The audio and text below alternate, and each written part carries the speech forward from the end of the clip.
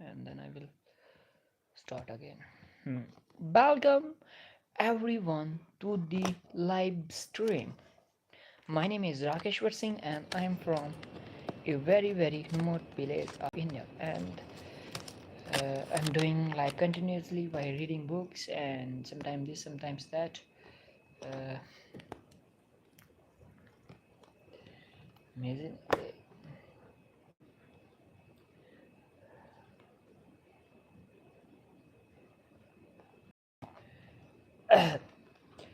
I'm just going to complete the chapter with yes. Trusting people's opinions.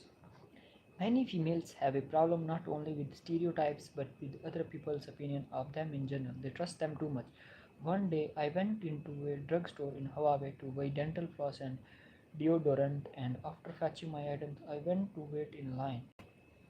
There were two women together in front of me waiting to pay. Since I am incurable, time's put the up the wheels that words. Man, woman went but said, I explained that in no way was I try to cut in front of them. I have to use my words, but if I do that, then it will. I have to off this here. Pulsa to changa tu goli marni. I explained that in no way I was trying to cut in front of them. I was just preparing for when my turn came. I thought the matter was resolved. But when I left the store, they were waiting for me. They got in my face and yelled, "You are a bad mannered person." My husband, who had seen the whole thing from beginning to end, thought they were nuts, but they had a strange and disturbing effect on me, and I had a hard time shaking off their verdict.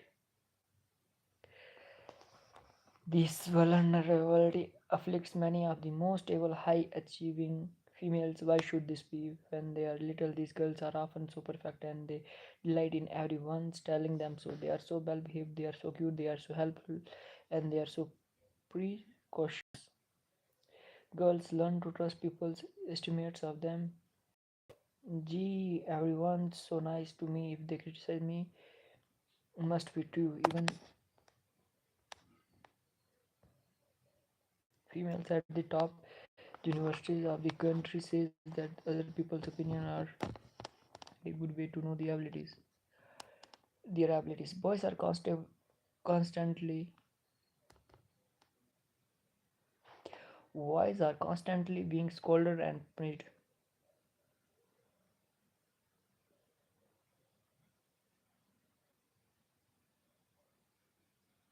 When we observed in grade school classrooms, we saw that boys got 8 times more criticism than girls for their conduct.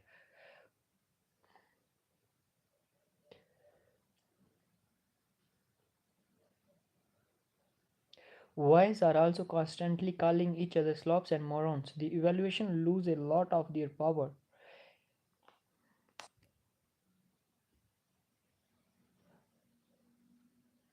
A male friend once called me a slob. He was over to dinner at my house, and while we were eating, I dripped some food on my blouse. That's because you are such a slob, he said. I was shocked. It was then that I realized no one had ever said anything like that to me.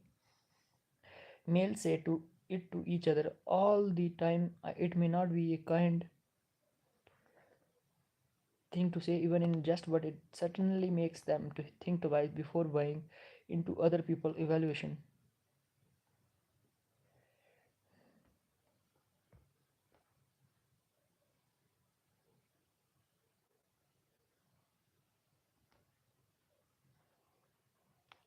Even when women reach the pinnacle of success, other people attitudes can get them. Francis Conley is one of the most eminent neurosurgeons in the world.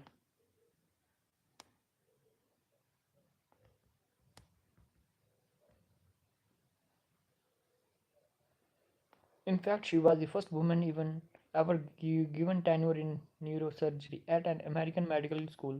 Yet careless comments from male colleagues, even assistants, could fill her with self-doubt.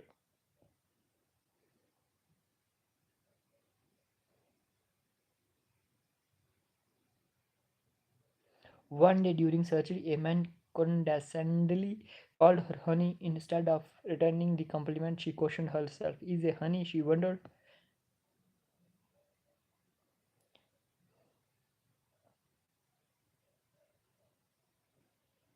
Especially this honey, good enough and talented enough to be doing this operation.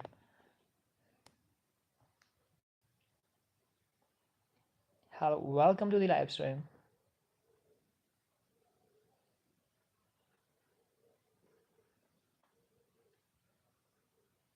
The fixed mindset plus stereotyping plus women's trust in other people's assessments of them, all of these contribute to the gender gap in math and science.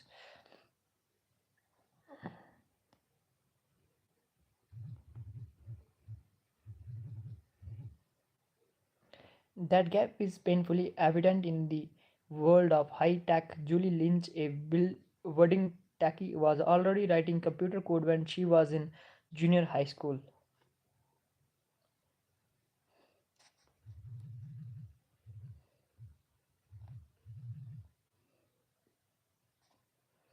Her father and two brothers worked in technology and she loved it too. Then her computer programming teacher criticized her. She had written a computer program and the program ran just fine, but he didn't like a shortcut she had taken. Her interest evaporated. Instead, she went on to study recreation and public relations.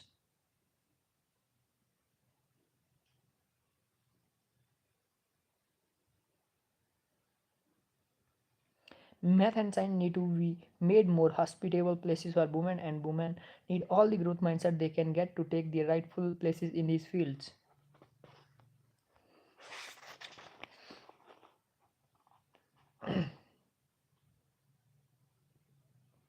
When things go right. But let's look at the times the process goes right.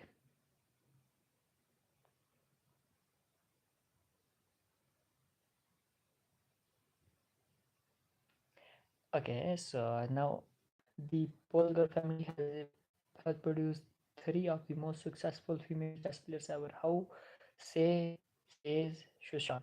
One of the three, my father believes that innate talent is nothing, that success is 90% hard work. I agree with him.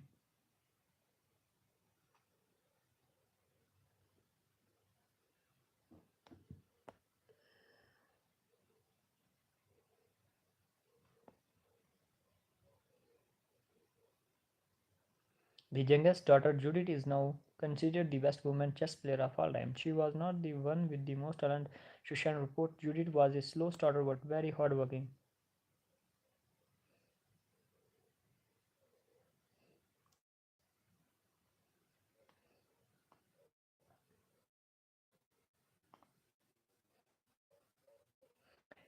A colleague of mine has two daughters who are math BGs. One is a graduate student in math at a top university. The other was the first girl to rank number one in the country on an elite math test, won a nationwide with contest, and is now a neuroscience major at a top university. What is this secret?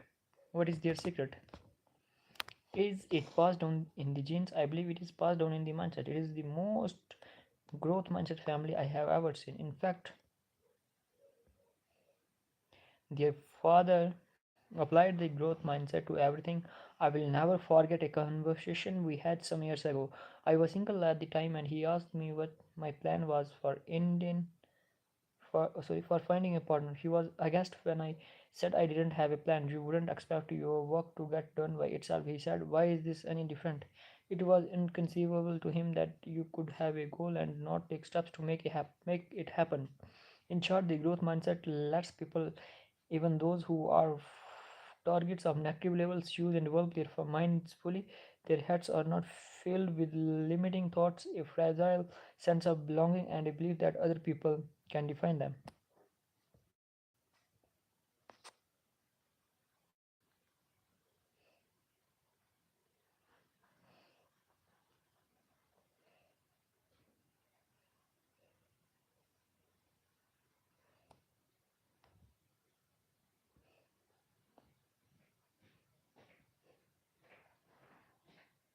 Grow your mindset. Think about your hero. Do you think of this person as someone with extraordinary abilities who achieved with little effort? Now go find out the truth. Find out the tremendous effort that went into their accomplishment and admire them more. Think of times other people outdid you and you just assumed they were smarter or more talented. Now consider the idea that they just used better strategies, taught themselves more, practiced harder, and worked their way through obstacles. You can do that too if you want to. Yeah. Or there are situations where you get stupid, where you disengage your intelligence. Next time you are in one of those situations, get yourself into a growth mindset. Think about learning and improvement, not judgment, and hook it back up. Do you label your kids? This one is the artist and that one is the scientist. Next time, remember that you are not helping them even though you may be praising them. Remember, our study where praising kids' ability lower their IQ scores. Find a growth mindset way to complement them. More than half of our society belongs to a negative stereotyped group. First, you have all the women, and then you have all the other groups who are not supposed to be good at something or other. Give them the gift of the growth mindset. Create an environment that teaches the growth mindset to the adults and children in your life, especially the ones who are targets of negative stereotypes. Even when the negative level comes along, they will remain in charge of their learning.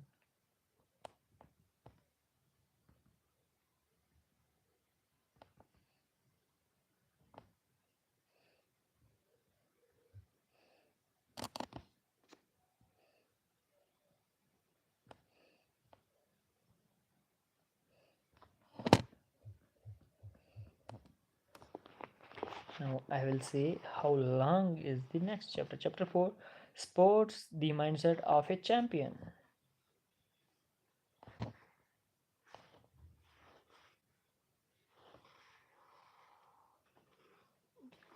This chapter doesn't do not have much pages. It has 107 and from 80 to 107.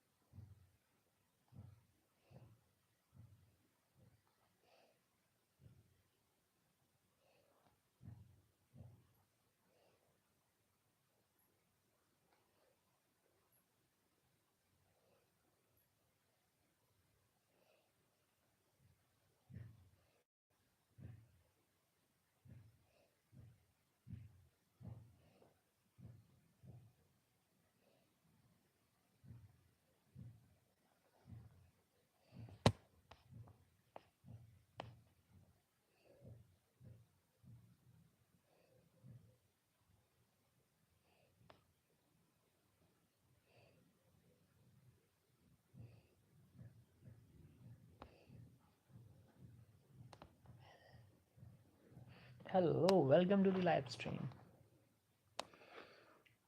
Sports, the mindset of a champion. In sports, the goal is not to perform.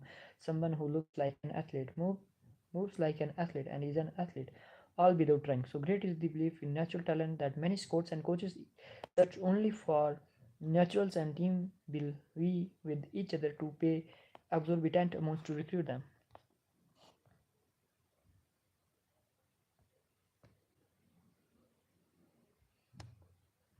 Willie Winnie was a natural. Everyone agreed. He was the next Babe Ruth.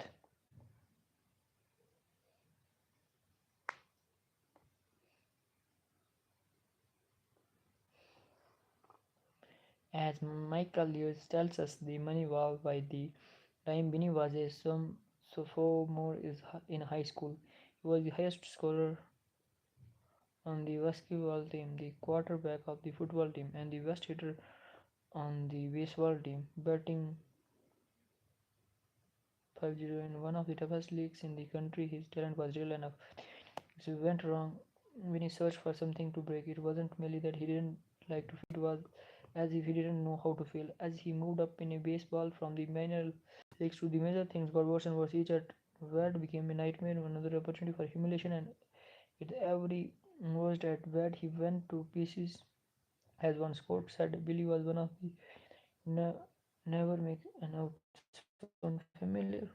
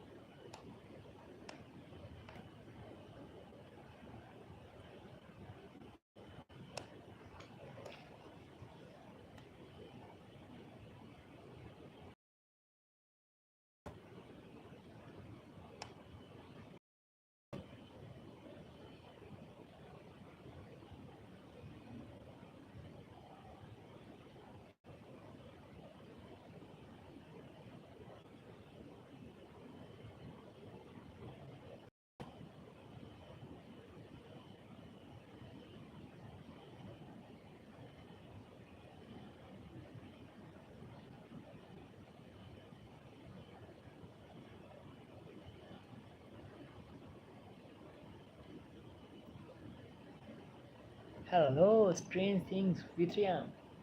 Oh yeah, I'm reading book. Currently, I'm just reading this book. Mind said that I was reading silently. Yeah, welcome to the live stream. Yeah, I am live.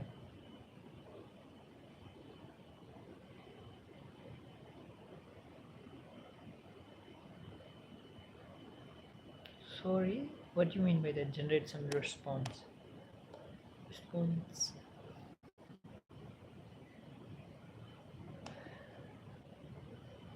By the way, where are you watching me from?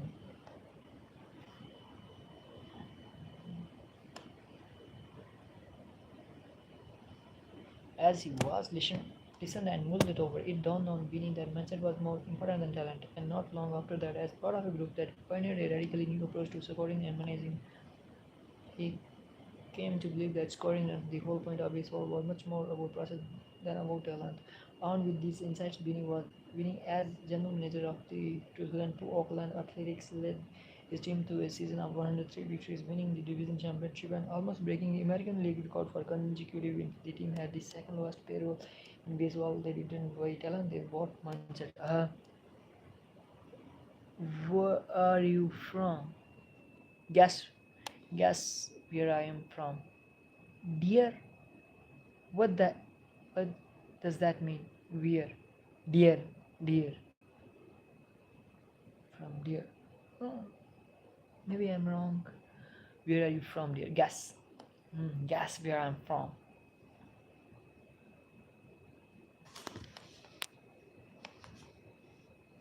Hmm.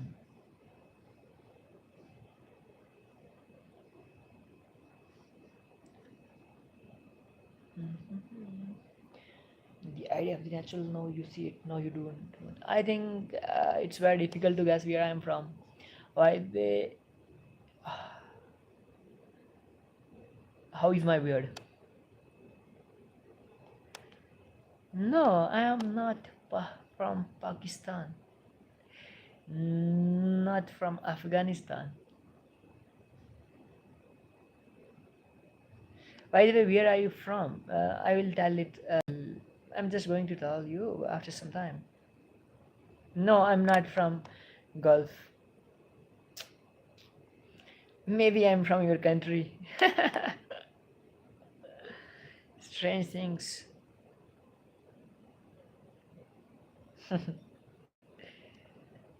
Yeah, yeah, bro. I'm from India. Jai Shri Ram.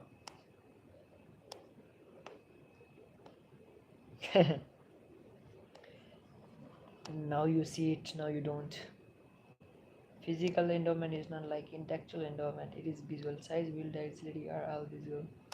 Practice and training are also visual, and they produce visual results. You would think that this would dispel the myth of the natural. You could see Maxi Woods at 5 foot 3 playing NBA basketball and guess the state. It's like cold here. I think you can easily guess that.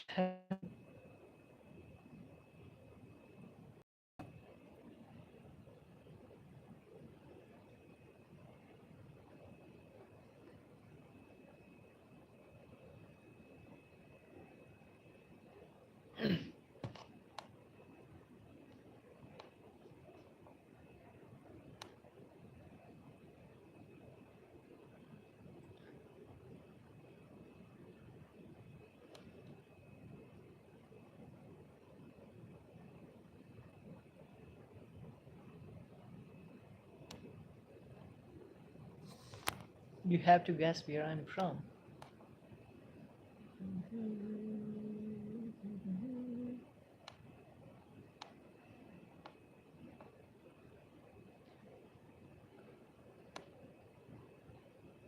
See, Perry Grady won on the best base for player who made it to the major leagues.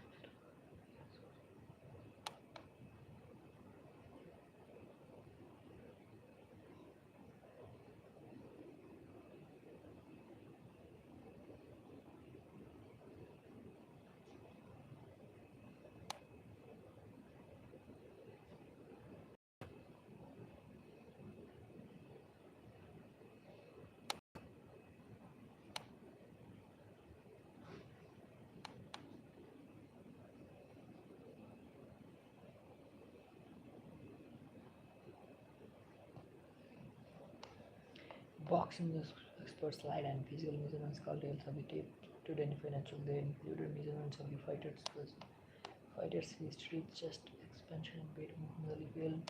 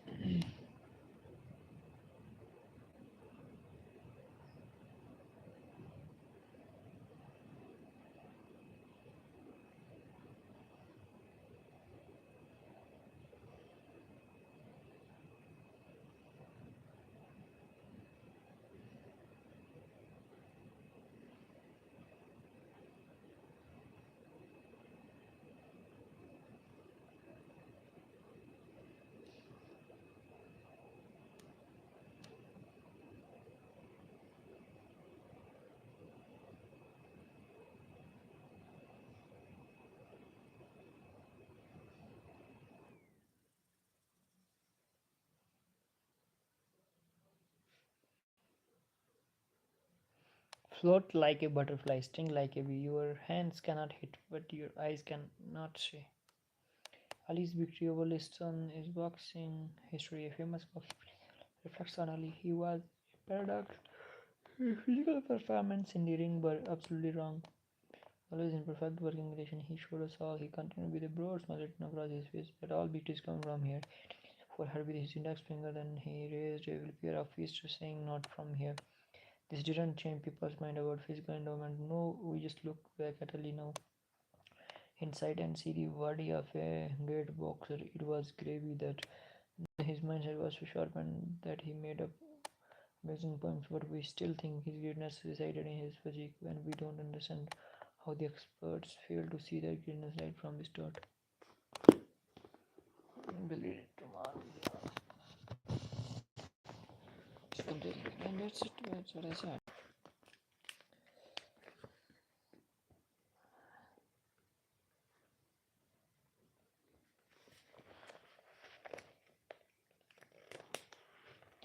One, two, three, four, five, six. I'm taking my time.